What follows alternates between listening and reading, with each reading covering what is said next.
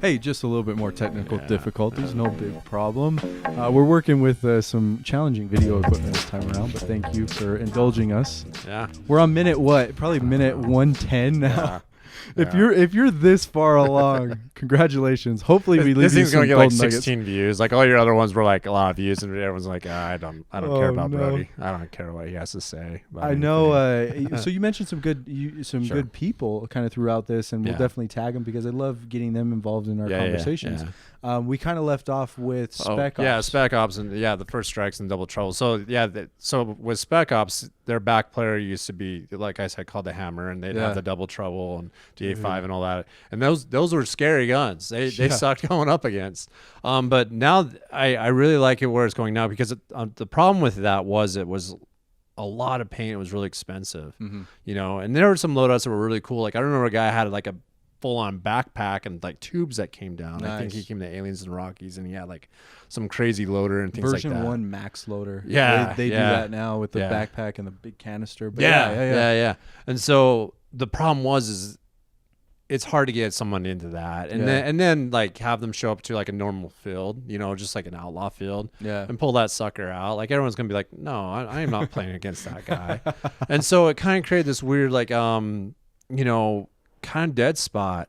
But now with the first strikes, you know, and doing all that kind of stuff, like now like if a guy shows up with first strikes, I'm excited. You know, if he's on my team, I'm super excited. If he's not on my team, I'm like, crap. Well, and like, it's funny, you know. because you're talking about staging, and as soon as you hit the field, like before you split up and go between your teams, you're like, how many first strikes are on each team? Well, who's this? Who's that? You really think about that. Because it's funny because there's a whole generation of paintballers that I've figured that actually don't know what first strikes are. No. Some people don't even know what they sound like whizzing past your head. They Some whistle. people, yeah. Well, I remember, and a shout out to Derek Jones at Red Creek. Yes. Like he got hit by one. He's like, there's no way that's within, and I just laughed. I was like, no, dude. I think Derek Jones fast. has said it, Derek. And one thing that stuck out to me, and hopefully we have him on, Dale Price, Pegleg. Yeah. He mentioned that too. He came out one time at Red Creek. Shout out to him. Thank you for coming all the way out. Bought a lot of raffle tickets. Right. Won the Die I-5. That's burned into my memory. Great job. Well done. So he comes out, and first strike whizzes past his head. Yeah. And second one, third one, right? They're whistling past his head. Yeah. He comes off. He's like, dude, you got a chrono, man. You got a chrono. And this producer, right? This is a guy that understands the backside of the game. Yeah. Got a chrono, dude. Like, it's unsafe out there right now. Da, da.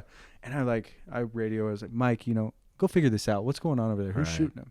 First strike guy. Yeah. Chrono him, 285, 280. Yeah. Like, dude, these things whistle, man. Yeah, they might even gain a little bit of velocity. That's the. And I found this out at D-Day. Well, I played there in I think 2014, but you know, on a day like that's really hot and humid and things like that, like they actually had velocity issues because I took my first strike. I took my Tiberius out there.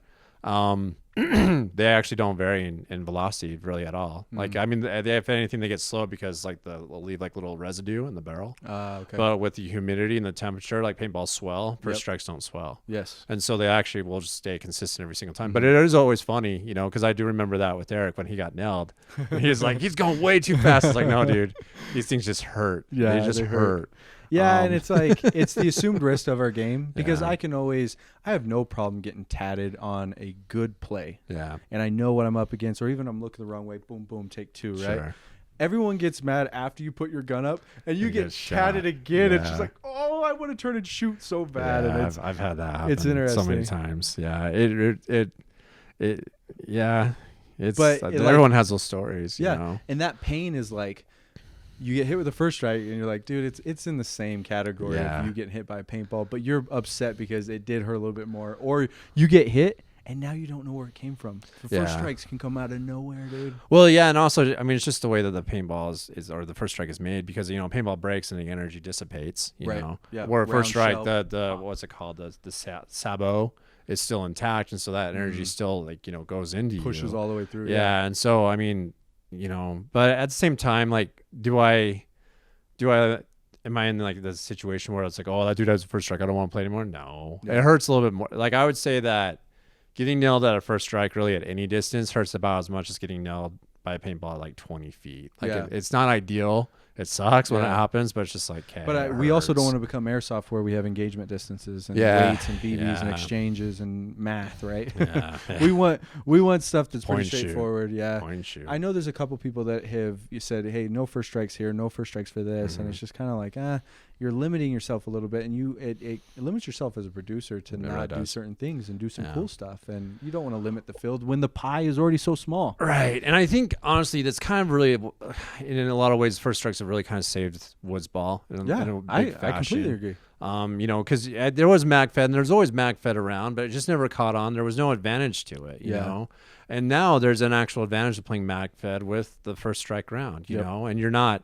I mean, it's like, you know, being somebody who plays with first strikes. The one thing that sucks is when you start getting rushed because you only have so many rounds, and you're like, okay, like this is my weak spot. You are exposing me right now as my weak spot, and it's a gunfight. Yeah, and then like you kind of have that moment where like you see the dude charging you, just you know, lighting you up, and you're just like, okay, just breathe, just try to line up the reticle and just hold your breath and nail them, because if you miss, you're gonna get nailed like 50 times. That's cool. But, so we talked a little bit about Paradise Lost, which is awesome. I hope a lot of people enjoy that. I for one did not know that whole story, so it's really cool that nobody does, and that's kind of the thing. Wow, an exclusive. Well, because again, there's so many dynamics. Because a lot of people would come forward and be like, "Man, you lost the field." It's like, dude, you don't understand. Like, it was so hard. There's so many dynamics to plan around, and it wasn't like I was just like gave it up. But I mean, you know, as I guess to kind of like bring that to a full closure, the Ren Fair eventually they moved as well, so I assume that the family got it back in the greenbelt status. Nice. And as soon as they did, this is just pure assumption on my part. I do know that the Ren Fair does not do business out there anymore. Yeah. And so that's what I'm assuming happened. And so like it was done. Like it was gonna die one way or the other, you know. And there you go. It was a run, you know. It was too bad, you know. It could have really been a super game of Utah. It really had that potential, right?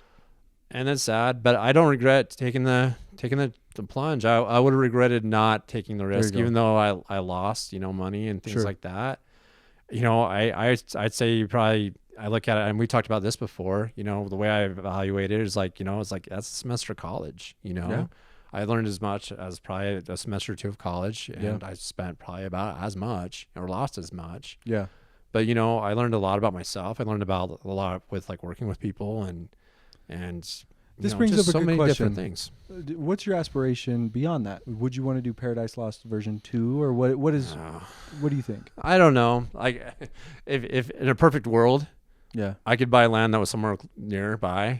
I could build my own motocross track and make it a paintball field, you know, and double it up, multi-purpose, and then and then do like scenario games and things like that, and do like the crazy, you know, like kind of like what Dan was talking about, like with these like, you know, NPCs and all this other like the props and things like that. Like that would be fun, you know, kind of like something like D-Day, you know, that'd be great.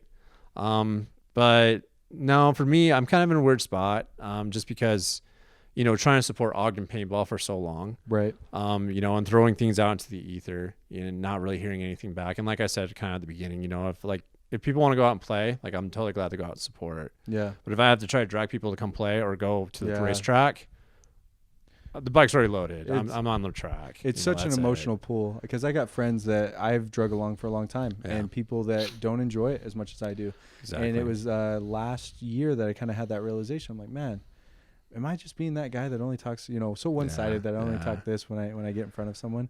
And I kind of had that realization. I'm like, you know what? I need my own paintball team of paintballers.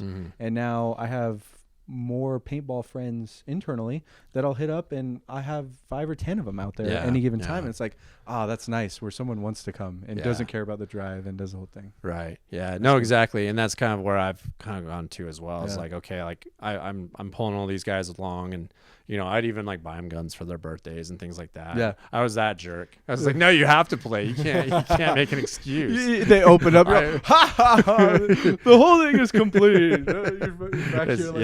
It's more a gift for me than for them. That's funny, man. Oh, take a hit. Yeah. But I mean, but no, it's the same thing. It's just like, okay, like, and I think honestly, like, you know, to any upcoming new paintballers that are like super hot for it right now, I think that's where a lot of people burn out. Is where they like try to, and I know so many people have done this who like buy like multiple guns and everything else. Is like, you know, okay, we can get like family members to play, or we could do this, we could do that. What's going to happen is you're going to spend your whole time fixing a gun, on the field. Yeah. You're going to spend your whole time like trying to get people to play who really aren't all that enthusiastic about it.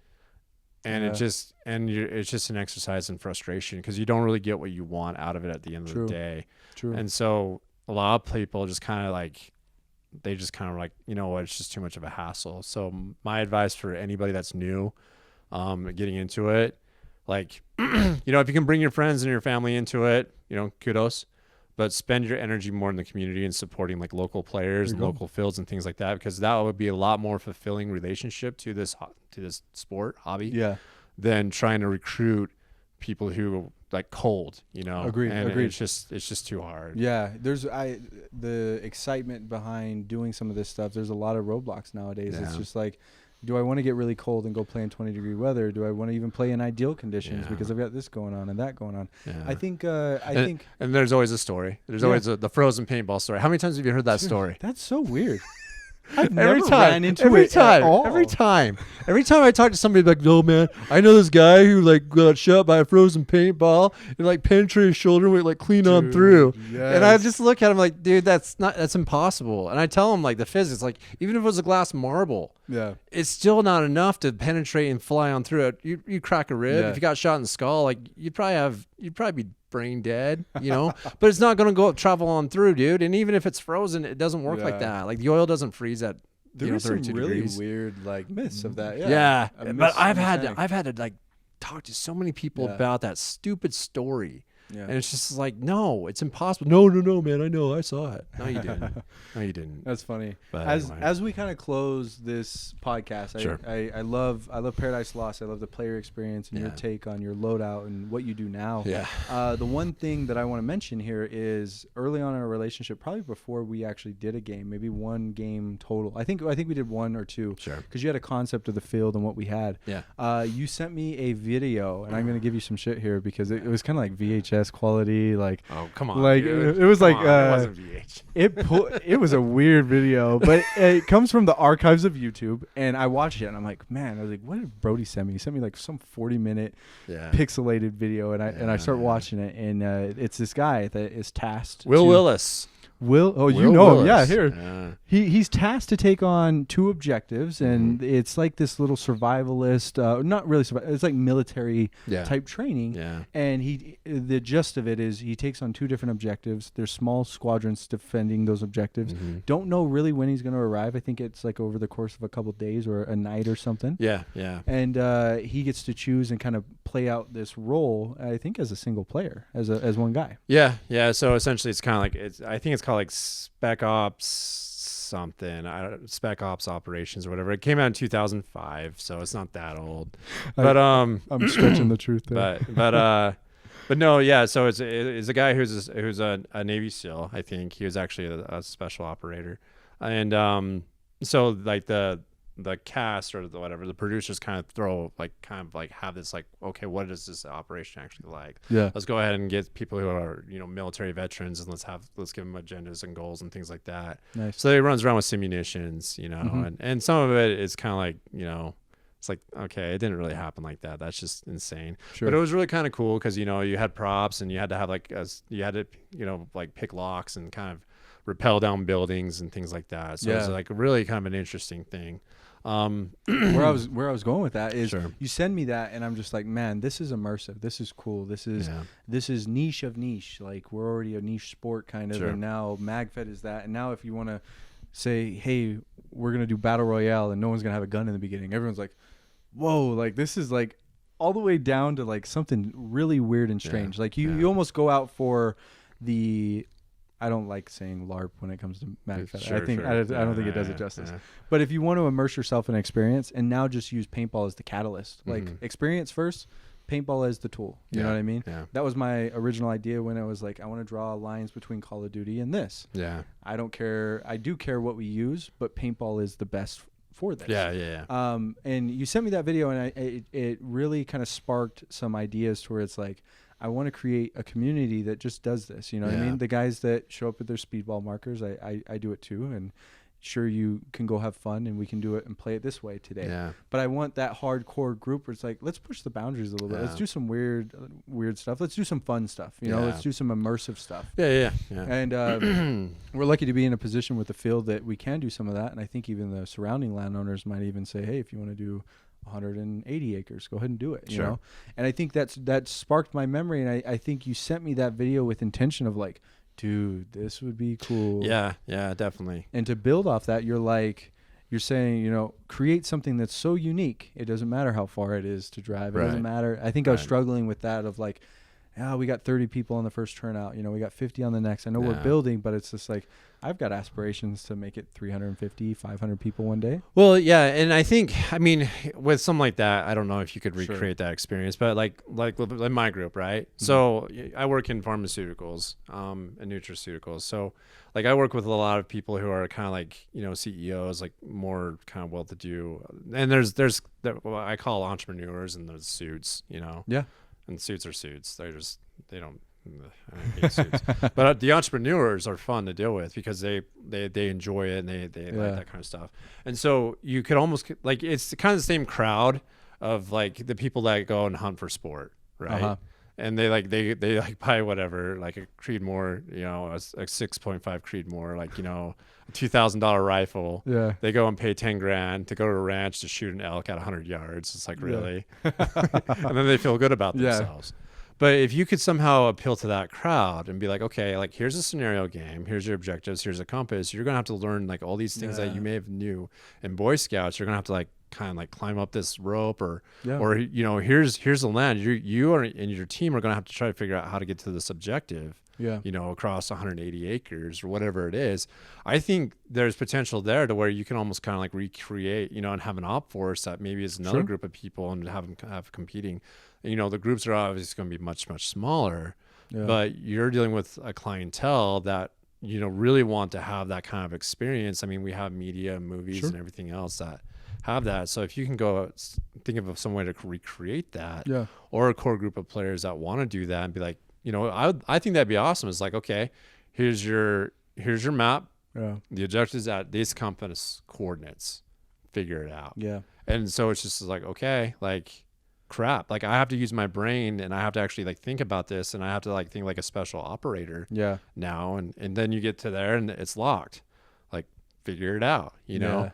And so it's just really cool. Yeah. I like the depth to that. I like the experience of that. You know, this not even storyline, but just how it guides you. You know what I mean? And we always look at it. That's one thing to say it, but now to produce it, how do you do that, right? You know, and get into those details and what works, what doesn't work. But I think that's something that we're diving in with the MagFed only stuff, and we're getting more into detailed stuff where we can brief prior. You know, even if we're just 20 guys, we can brief prior via YouTube, show up, know exactly what's going on, have a storyline, have stuff in place. You know what's cool is that we actually did this for when I had Paradise Lost Field. We actually did this for one of the guys' birthdays. And we actually like said, okay, like you have a pistol, here's your objective, go. And we actually had his gun, like we actually bought him a gun, and it was that story. Nice. You know, was trying to get him into it. So we actually bought him a gun, but we kind of like set it up to where like he had to get to this area, and we had his gun and his little loadout like right there, and he had to get to this one area, and he had to do it with a pistol. Yeah. And he had to run and get all these other objectives, and we were just kind of like, you know, chasing him. Like he didn't know, like we could have killed him at any point in time, but he had this. He was like running this mission in his mind, and he was like, you know, crawling around. He had to like use his knife. He had to like cut up a couple of things here and there. You know, he had to use a couple of tools, and cool. Then he actually got to the area as like, you know, here's his whole like new gun and like, you know, like vest full of paint. It's like, hey, you got 30 seconds. Wow. Have fun. That's cool. That's you know, that's awesome that you did that. Yeah. And so, and can someone do that for me? Yeah. That's my ideal birthday. Well, just said. Yeah. And he came around and he did the same thing for me at, you know, at the Ogden field. And we actually kind of built like a little scenario. I mean, it was awesome. It was raining, you know, and all my friends kind of showed up because, you know, it was my birthday, and they all like kind of played these like little roles. And like I had like all these like little missions, and what would happen is it almost kind of set up like, I guess, like a D&D game where if I didn't get this objective, like it changed the game and it changed the consequence and it changed what I had to do. Like I had to sneak behind enemy lines. I had to like take a picture of like the hostage or whatever, and then I hope Alan Turner makes it to 125 with us right now, because this is his world. This is like, I think a lot of players like that want that extra level. Yeah, you know what I mean. And it's hard to get there, and it's hard to get there on a large scale. Right. To corral kittens like that. Yeah. But I think the thing is if you could somehow like accurately portray like, hey, this is what you're into, or this is what you'll be doing, I think a lot of people would be like, hey, I'll pay a lot more money to have that experience, because that's such a rare thing to do. Yeah. You know, versus like, you know, like honestly, if like you gave me like a scenario like that, said, hey, this is what you're going to be doing, yada, yada, yada, I'd be like, okay, straight up, $200. Not even a question in my mind. Here you go. I'm going to do that. Yeah. I'll run around all day, do accomplishing scenarios, whatever. I don't care. That's cool. You know, as long as it's like a challenge and it's like fun like this. Like, So that's interesting. You know, and again, that's kind of the one thing that your field has a definite advantage of, is you have all that land, and you have like a bunch of different resources that you can do, you know? So I don't know, something to think about, paintball philosophy, and just kind of like where the sport might be going. But first strikes definitely help in that realism a ton, you know, because I mean, my Tiberius, I was watching your video, from 2017 when you're on Retribution. I think you got like a different marker. You had a Tiberius. I think it was a T15. First strike T15. Yeah. Love that thing. Made all my gameplay go with watch that. It. Yeah. Thanks, plug. Hey, you're already here. If you've clicked on this, you just scroll. Just go watch it. Yeah. But no, like mine's different, because mine was mine's just a T9.1, but it has the thing where you can adjust the sight downward so you can lob shots. Yep. But I mean, plug for me. Cyborg, go check out Cyborg. But I have a YouTube video. But what's actually kind of cool, and this is something that I want to talk to you about, maybe on another one. Sure. But you know, with Chad, with his camera work, one of the things that I was thinking about that's cool is like when I was at D-Day, I was playing at the what they call the rocket site, right? Mm-hmm. And you know, I was just, you know, I posted the video, didn't really think about it. Dude commented on my video, is like, hey, you're the one that shot me. Yeah. And like, he actually has the video.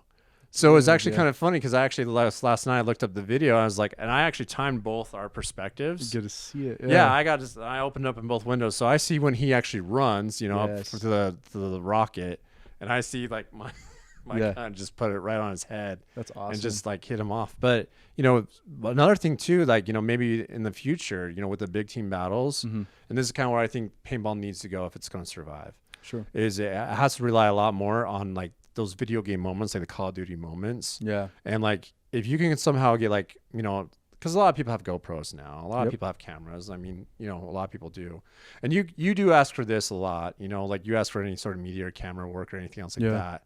Like, I don't know if it's on there anymore, but D-Day, I remember one year they did like a kind of like a documentary where they actually like kind of almost like reviewed it like a war. Yeah. You know, where it was like, okay, this people moved here, this went there, this is what the generals were saying, yada yada yada.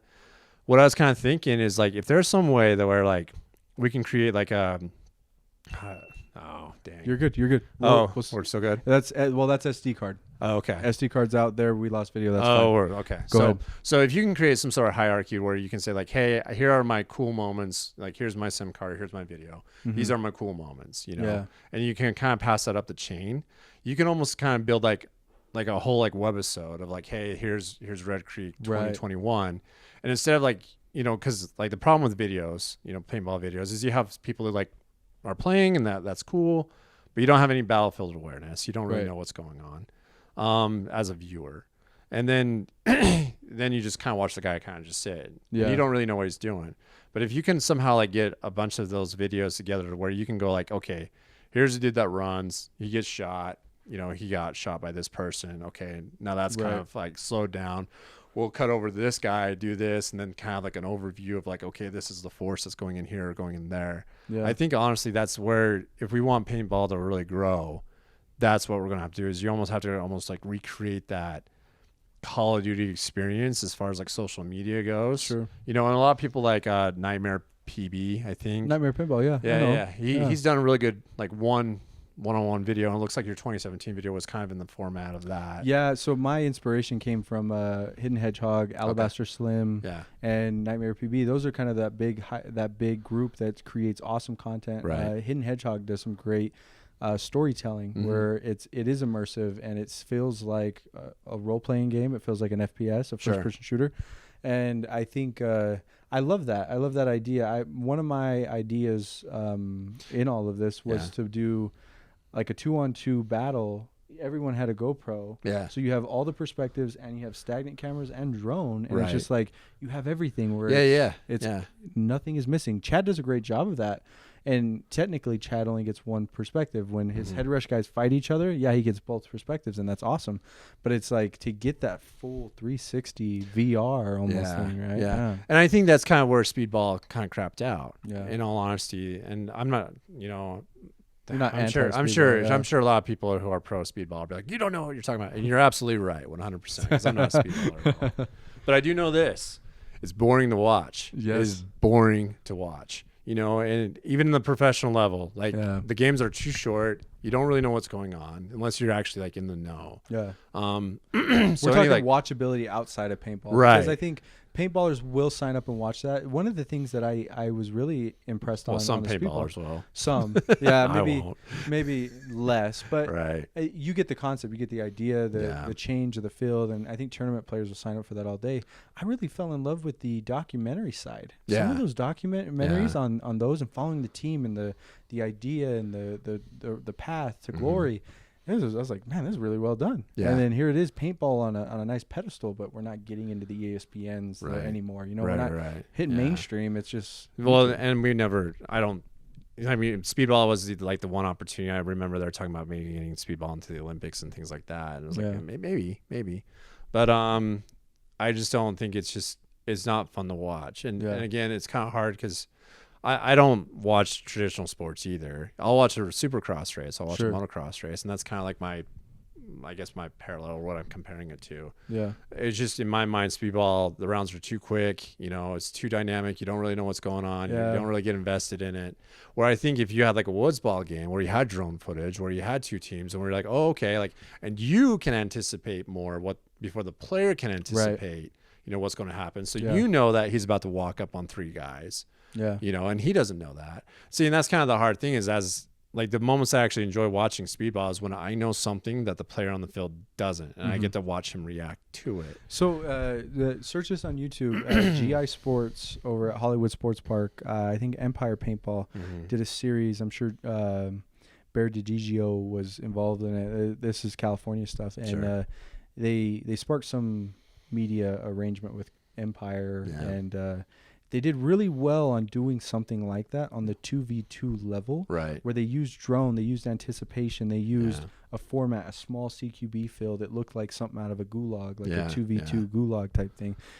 Check that out. I'll send that link to you because I think that's what you're talking about, but on a larger scale and even maybe a little bit more competitive too. Sure. They even brought like a reporter out here and interviewed him right after. What'd you think about this? What'd you think about that? Oh, what happened there? And I mean, these are just rec guys, and they're like, yeah, we knew it. It's cool, but and that's a building block, to get to where you want to go. Yeah. As we kind of we'll wrap this on audio. We have lost video. Yeah. We had a valiant effort today on the video. We had a lot of challenges, but I want to thank Brody Dixon for taking the time out of his day and sharing his paintball inspiration, highs and lows, the differences, your perspective. I love connecting with players all across Utah and doing this. And thank you for stopping by. Thank you, and thank you for all the work that you've done. Like we talked about this offline. But I've told other people, if it wasn't for you, like paintball the fire paintballs, I think in my mind is like kind of in cinders right now. Sure. And they're kind of like isolated pockets, and like, with airsoft and everything coming up, like I did not have optimistic, foresight on paintball. Like I was like, it's probably gonna be dead in 10 years. Yeah. But you ever actually kind of turned that around, and the cinders are starting to gain heat and things like that. Yeah. Players like, down at Hobble Creek and Ogden and Ephraim and Eureka are all starting to connect, now that this is going to be great because, Battle of the Beehive, and you have Las Vegas, out-of-staters coming in. Hey, you watched it. Yeah. Yep, out-of-staters coming in, Take the trophy. Are we going to really let them do that? Right. Like, serious? Like, this is supposed to be Utah trophy. We can't lose this. Yes. I think it's building that level beyond just picking up a gun, right? Why do we do it? Why do we do it every week? Why does Chad do it in 20-degree weather and puts 10 cameras on everyone? Yeah. It's crazy. So I think that's a huge compliment to me that I don't take lightly, and I'm nowhere near. I have a list of thank yous to get to where I am today. Yeah. I always say we when we come to projects like this, because there's a lot of people behind the scenes that support this and do this with no money in mind, just the growth of the sport. So I'm fortunate to be in a position to where we can influence some of our future here, to where we don't have to be destined to, we're in a pandemic, but another economic downturn where everyone just throws their gun away or something. I don't know. I think I'm optimistic. So yeah, thanks. I appreciate the compliment. You're welcome. Before we tune out here, this is we're deep. We're deep in this podcast. I'm not going to say the minute mark anymore, because I'm probably going to edit some stuff down and trim some stuff up. But if you've made it this far, thank you for checking us out. Thank you for listening to the conversation. Like, share, comment, subscribe, the whole term that everyone likes to throw out there. But do it with intention of growing the sport, and hopefully, visiting some of the scenarios that are coming up. We have Moapa on January 30th. That was just announced. That is a abandoned cement factory that we play. That's awesome. Yeah. That's sweet. That's cool. That's a January game where if you don't like the cold, perfect. Head 3-4 hours south and you're in some great weather. So come play that. There's another game in the works in February, and then we're shortly on to Red Creek season and some of the games that are going on around there. So again, thank you for joining us. Check us out coming up next week. Right, we need to get off this. Hold on. Just check us out next week. Thanks for coming along. We'll see you next week. Yep. Thanks. Bye. Bye.